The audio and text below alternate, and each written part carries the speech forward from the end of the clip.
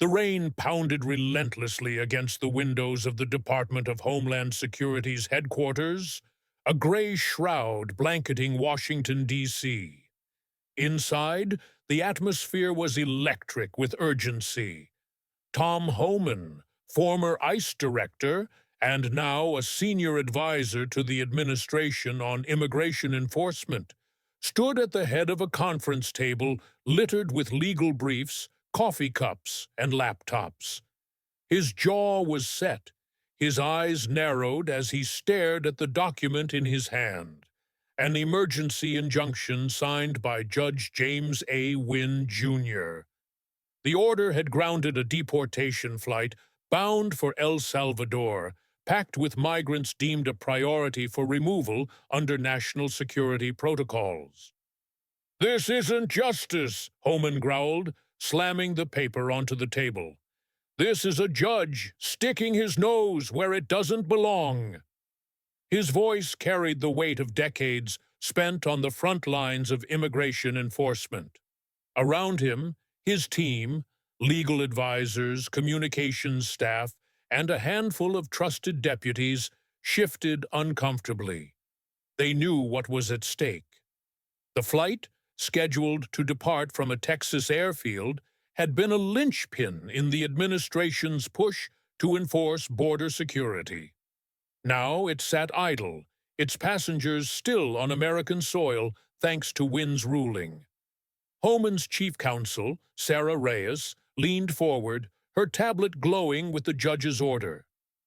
"He's claiming the deportations violate due process, Tom.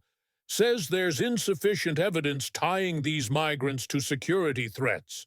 He's demanding classified intel to review himself before he'll lift the injunction." "Classified intel?" Homan's laugh was bitter, cutting through the room. "He's not the damn president. He's not even elected. Who the hell does he think he is?" He paced to the window, staring out at the storm. This wasn't just about one flight. Winn's injunction was the latest in a string of rulings that had tied Homan's hands, halting deportations, demanding ICE turn over operational files, even questioning the legality of detention centers. Each move chipped away at the executive branch's ability to act. To Homan, it was personal. He'd spent his career building a system to protect the country, and now a single judge was dismantling it. "We've got a briefing with the Oversight Committee in 2 hours," Reyes said, checking her watch. "They want answers. The media's already all over this. Judge stops El Salvador deportation in bold move. Public's split, and the opposition's calling it a win for human rights." "Human rights don't mean squat if we can't secure the border," Homan shot back. He turned to his communications lead, Mike Torres. "Get me everything we've got on Winn's past rulings. I want a pattern, every time he's pulled this stunt.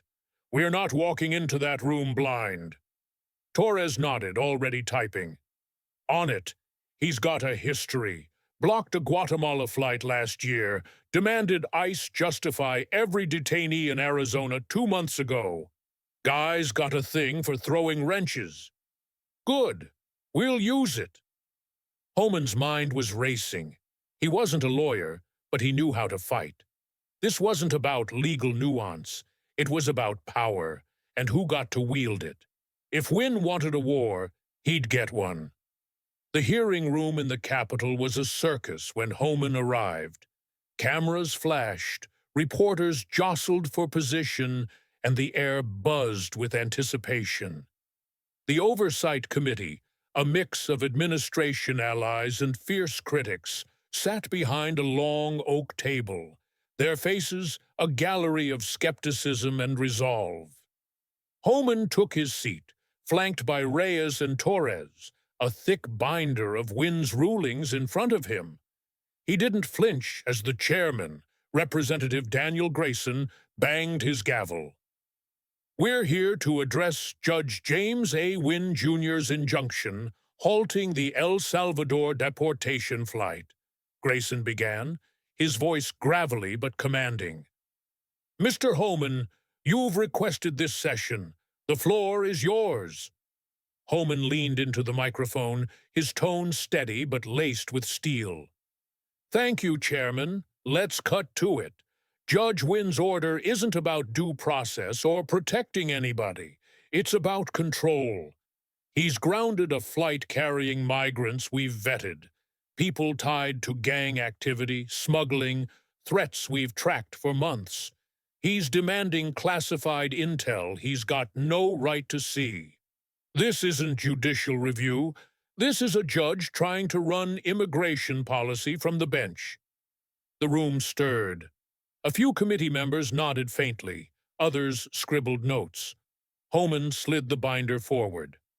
This isn't a one-off. Look at his record. Guatemala, Arizona, now El Salvador, every time he's overstepped.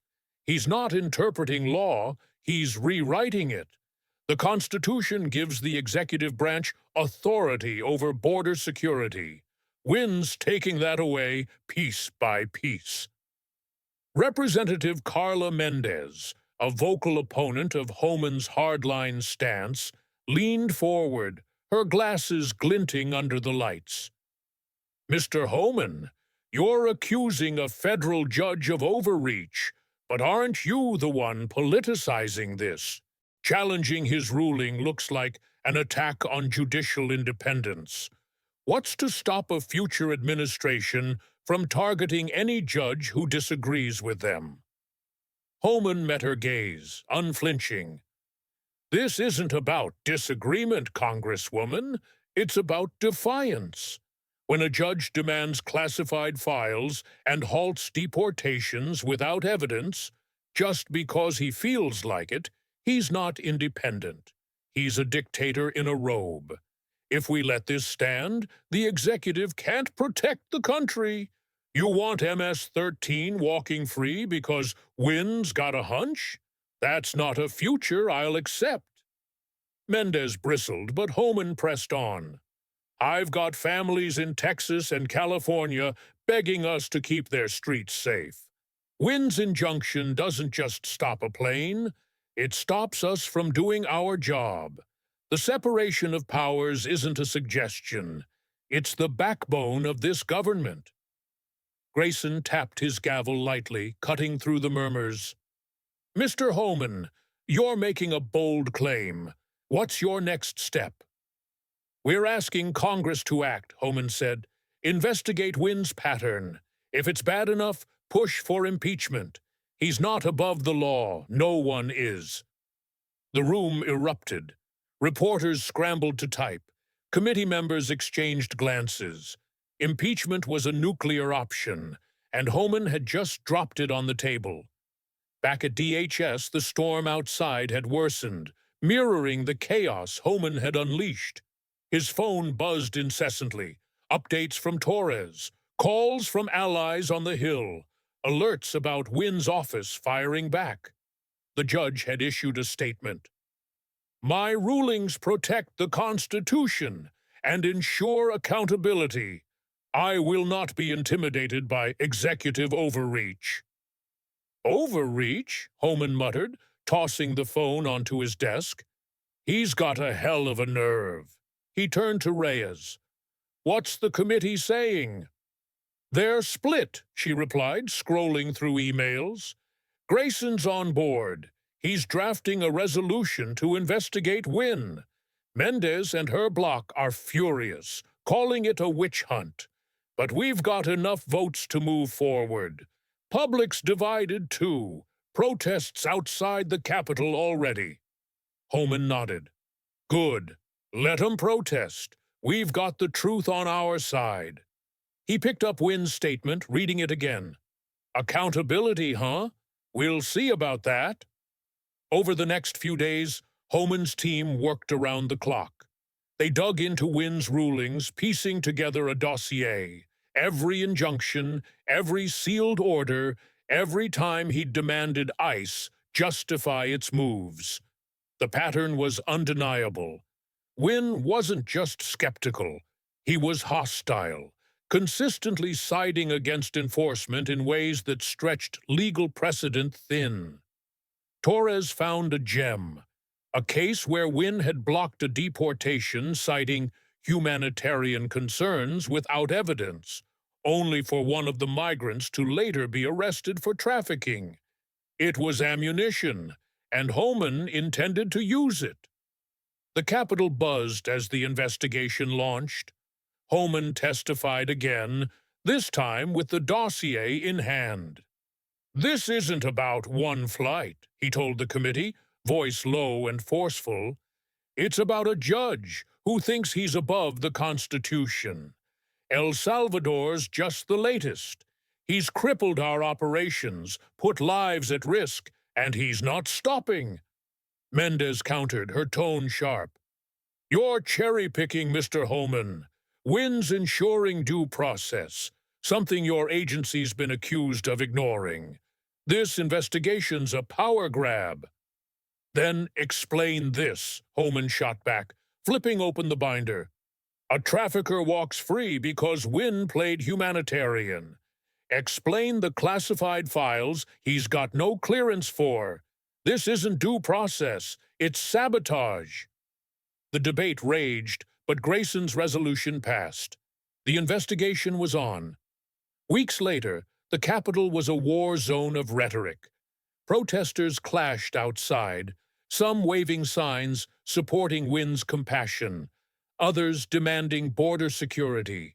Inside, the committee grilled Winn's allies, legal scholars, advocacy groups, while Homan's team fed them evidence. The judge himself refused to testify, citing judicial privilege, but his silence only fueled Homan's fire. Then came the break. A whistleblower from Winn's chambers leaked a memo. Winn had privately boasted about reining in ICE, calling deportation flights a relic of outdated policy. It wasn't illegal, but it was damning. Homan seized it, handing it to Grayson. "This isn't a judge. This is an activist with a gavel." The memo tipped the scales. The committee voted to draft articles of impeachment, accusing Winn of habitual overreach and abuse of power. The House floor debate was brutal. Hours of shouting, accusations of tyranny and cowardice. Homan watched from the gallery, arms crossed, face unreadable. When the vote came, it was close, but it passed. Winn was impeached. The Senate trial loomed, a final battlefield. Homan sat in the press box, watching senators spar. Grayson led the charge. "Winn's not guarding the law, he's bending it to his will." The opposition fought back, painting Homan as a bully, dismantling judicial checks. But the evidence, the rulings, the memo, piled up. The vote was tight, but Winn was convicted, removed from the bench. Outside, Homan faced a wall of cameras. He didn't gloat.